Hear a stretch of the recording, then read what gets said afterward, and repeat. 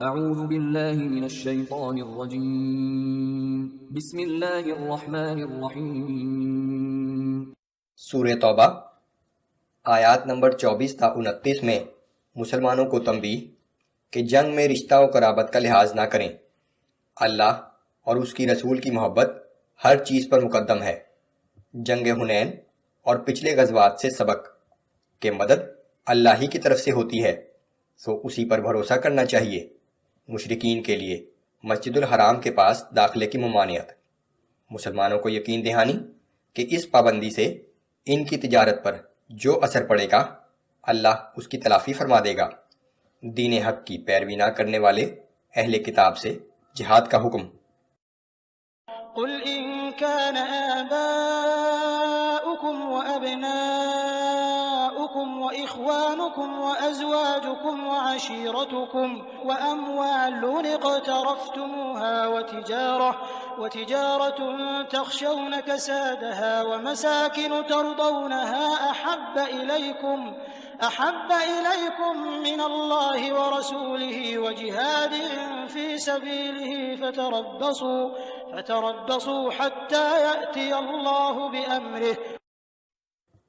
اے پیغمبر صلی اللہ علیہ وآلہ وسلم، آپ فرما دیجئے کہ تمہارے باپ اور تمہارے بیٹے اور تمہارے بھائی اور تمہاری بیویاں اور تمہارے کنبے والے اور وہ مال جو تم نے کمایا ہے اور وہ تجارت جس کے نقصان سے تم ڈرتے ہو اور وہ مکانات جنہیں تم پسند کرتے ہو، اگر یہ سب چیزیں تمہیں اللہ سے اور اس کے رسول سے اور اللہ کی راہ میں جہاد کرنے سے زیادہ عزیز ہیں تو تم انتظار کرو یہاں تک کہ اللہ اپنا حکم بھیج دے۔ واللہ لا يهدي القوم الفاسقین۔ اور اللہ تعالیٰ نافرمانی پر اصرار کرنے والے لوگوں کی رہنمائی نہیں فرماتا۔ لقد نصركم الله في مواطن كثيرة ويوم حنين إذ أعجبتكم كثرتكم فلم تغن عنكم شيئا وضاقت عليكم الأرض بما رحبت ثم وليتم مدبرين۔ اے مسلمانوں، اللہ نے جنگ کے بہت سے موقعوں پر تمہاری مدد کی ہے، اور خاص طور پر جنگ حنین کے دن جب کہ تمہیں اپنی کثرت تعداد پر ناز ہونے لگا تھا، مگر وہ کثرت تمہارے کسی کام نہ آئی، اور زمین اپنی وسعت کے باوجود تم پر تنگ ہو گئی، اور پھر تم کافروں کو پیٹھ دکھا کر پیچھے ہٹ گئے۔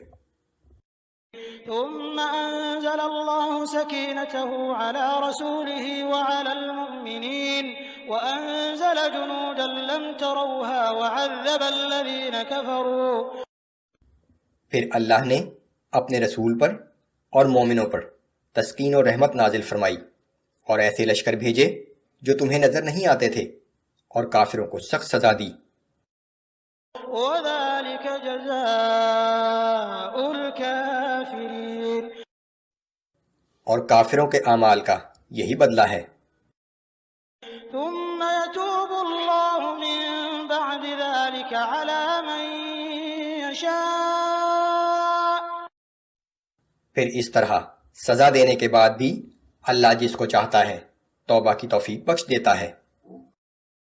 واللہ غفور رحیم۔ اللہ بہت درگزر کرنے والا اور ہر وقت رحم فرمانے والا ہے۔ یا ایہا الذین آمنوا انما المشرکون نجس فلا يقربوا المسجد الحرام بعد عامهم هذا۔ اے ایمان والو، بے شک مشرک بالکل ہی ناپاک لوگ ہیں، بس اس سال کے بعد وہ مسجد حرام کے قریب نہ آنے پائیں۔ وَإِنْ خِفْتُمْ عَيْلَةً فَسَوْفَ يُغْنِيكُمُ اللَّهُ مِنْ فَضْلِهِ إِنْ شَاءَ۔ اگر تمہیں مفلسی کا اندیشہ ہے تو اللہ چاہے گا تو بہت جلد تمہیں اپنے فضل سے غنی کر دے گا۔ مکہ کی معیشت کا دار و مدار تجارت پر تھا، جس کا کچھ انحصار وہاں رہنے والے مشرکین پر بھی تھا۔ بعض مسلمانوں کو خوف تھا کہ اگر ان مشرکین کے یہاں آنے پر پابندی لگا دی گئی تو ان کی تجارت کی آمدنی کم ہو جائے گی۔ إن الله عليم حكيم. بے شک اللہ سب کچھ جاننے والا اور بڑی حکمت والا ہے۔ قاتلوا الذين لا يؤمنون بالله ولا باليوم الآخر ولا يحرمون ما حرم الله ورسوله ولا يدينون دين الحق من الذين أوتوا الكتاب حتى يعطوا الجزية عن يد وهم صاغرون. ان اہل کتاب سے جنگ کرو جو نہ اللہ پر پوری طرح ایمان رکھتے ہیں اور نہ یوم آخرت پر، اور نہ ان چیزوں کو حرام سمجھتے ہیں جو اللہ اور اس کے رسول نے حرام کی ہیں، اور نہ دین حق کو قبول کرتے ہیں، یہاں تک کہ وہ مطیع و محکوم ہو کر اپنے ہاتھ سے جزیہ دینا قبول کر لیں۔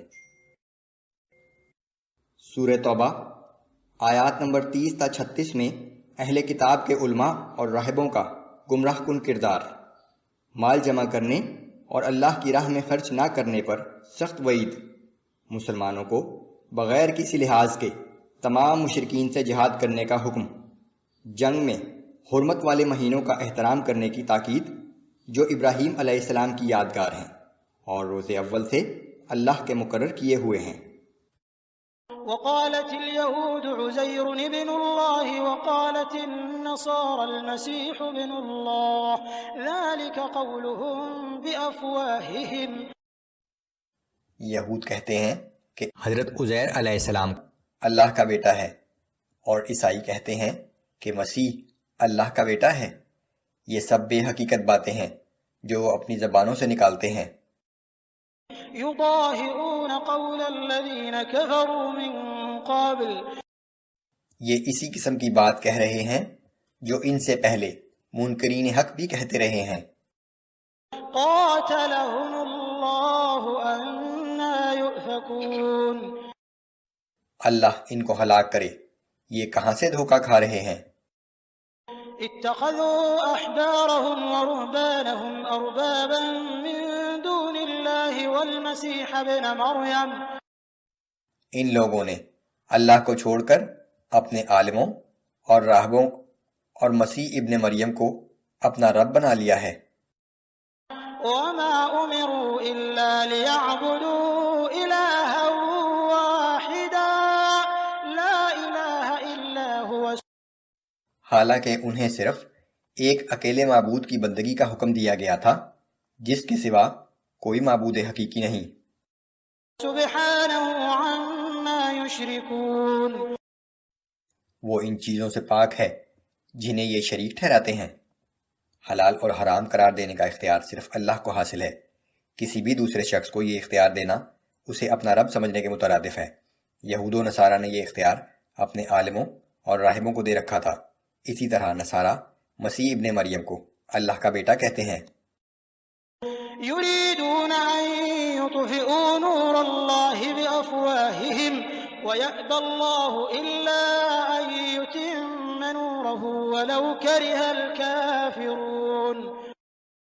یہ لوگ چاہتے ہیں کہ اللہ کے نور کو اپنی پھونکوں سے بجھا دیں، لیکن اللہ اپنے نور کو کامل کر کے رہے گا، خواہ یہ بات کافروں کو کتنی ہی بری لگے۔ هو الذي أرسل رسوله بالهدى ودين الحق ليظهره على الدين كله ولو كره المشركون. اللہ کی ذات وہ ہے جس نے اپنے رسول کو ہدایت اور سچا دین دے کر بھیجا تاکہ اس دین حق کو تمام ادیان پر غالب کر دے، خواہ یہ بات مشرکوں کو کتنی ہی ناگوار محسوس ہو۔ يا أيها الذين آمنوا إن كثيرا من الأحبار والرهبان ليأكلون أموال الناس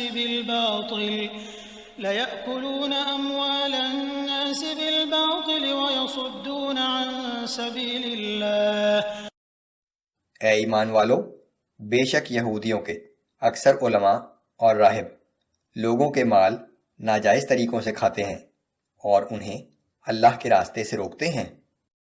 والذين يكنزون الذهب والفضة ولا ينفقونها في سبيل الله فبشرهم بعذاب أليم. جو لوگ سونا اور چاندی جمع کر کے رکھتے ہیں اور اسے اللہ کی راہ میں خرچ نہیں کرتے تو اے پیغمبر صلی اللہ علیہ وآلہ وسلم آپ انہیں دردناک عذاب کی خوشخبری سنا دیجیے. يوم يحمى عليها في نار جهنم فتكوى بها جباههم وجنوبهم وظهورهم. جس دن اس سونے اور چاندی کو جہنم کی آگ میں رکھ کر تپایا جائے گا، پھر اس تپتے ہوئے سونے چاندی سے ان کی پیشانیوں، پہلوؤں اور پیٹھوں کو داغا جائے گا. هذا ما كنزتم لأنفسكم فذوقوا ما كنتم تكنزون. اور کہا جائے گا کہ یہ وہی خزانہ ہے جو تم نے اپنے لیے جمع کر کے رکھا تھا، لہذا اب اپنی جمع کی ہوئی دولت کا مزہ چکھو. إن عدة الشهور عند الله 12 شهرا في كتاب الله يوم خلق السماوات والأرض منها 4 حرم. بے شک جس دن سے اللہ نے آسمانوں اور زمین کو پیدا کیا، اس دن سے اللہ کے نزدیک اس کی کتاب یعنی لوح محفوظ کے مطابق مہینوں کی تعداد 12 ہی ہے. ان مہینوں میں سے 4 حرمت والے مہینے ہیں. 12 مہینے بالترتیب محرم، صفر، ربیع الاول، ربیع الثانی، جمادی الاول، جمادی الثانی، رجب، شعبان، رمضان، شوال، ذی القعدہ، ذی الحجہ ہیں، جبکہ ان میں محرم، رجب، ذی القعدہ اور ذی الحج حرمت والے مہینے ہیں جن میں قتال و جدال کی بالخصوص ممانعت ہے.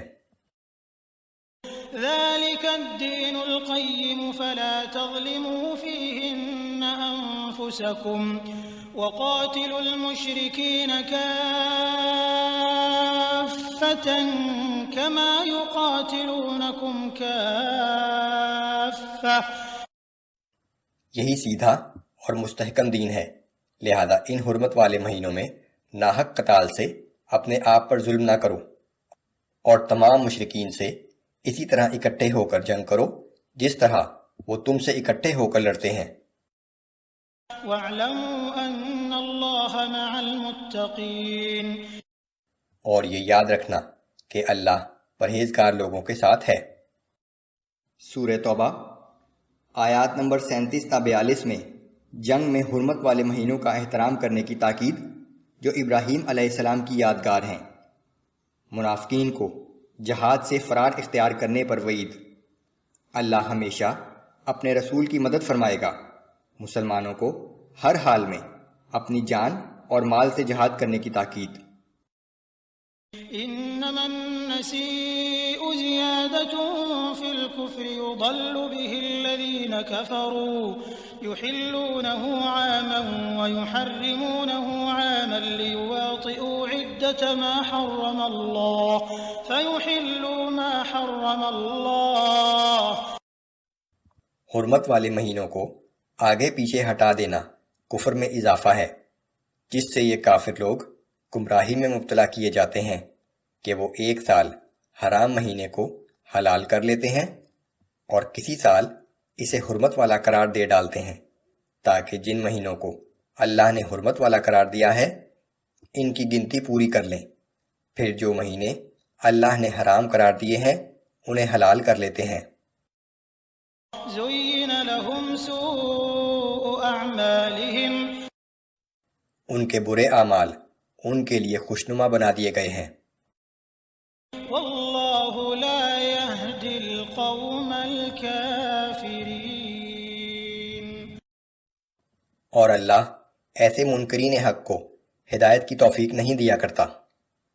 قریش مکہ جنگ و جدل اور خون کے انتقام لینے کی خاطر کسی حرام مہینے کو حلال قرار دے لیتے تھے اور اس کے بدلے میں کسی حلال مہینے کو حرام کر کے حرام مہینوں کی تعداد پوری کر دیتے تھے دوسری صورت یہ تھی کہ قمری سال کو شمسی سال کے مطابق کرنے کے لیے اس میں قبیصہ کا ایک مہینہ بڑھا دیتے تھے تاکہ حج ہمیشہ ایک ہی موسم میں آتا رہے اور وہ ان زحمتوں سے بچ جائیں جو قمری حساب کے مطابق مختلف موسموں میں حج کے گردش کرتے رہنے سے پیش آتی ہیں۔